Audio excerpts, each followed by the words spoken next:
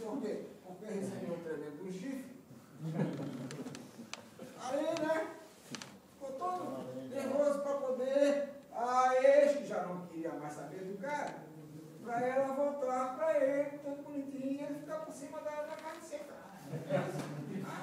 Mas esse para ele, foi me Mas ele fica na carne seca. não, daqui a pouco ele tá bom. Tá aí, ó. Tá bom? Resultado. Resultado. Morou com a mulher, então morou de novo com a mulher. A mulher agora não enganou mais ele, mas deu um pé na boca, arranjou outro, mandou ele embora.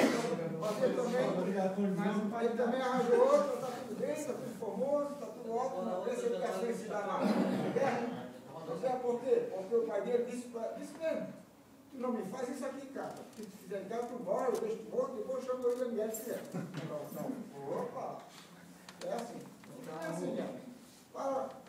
Agora, por exemplo, existem uns lugares que a pessoa cai, esse detalhe, aí nós temos que puxar a vítima, temos que tirar a vítima dali, certo? Mesmo que a pessoa esteja com um problema de fratura. Por quê? Por exemplo, há uma possibilidade de um desmoronamento de uma parede, de uma explosão, alguma coisa, a pessoa tem que ser retirada dali. E como é que a gente faz? É assim, vocês pegam um lençol, um cobertor, alguma coisa, passa pela cabeça da pessoa, bota a coberta embaixo da pessoa, trazendo, e puxa a pessoa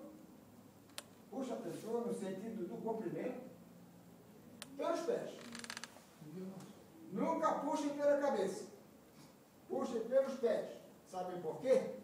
Porque se puxarem pela cabeça, se tiver uma fratura de cervical, ela vai cavar o lugar. Aí, acabou. E pela cabeça ela vai afastar.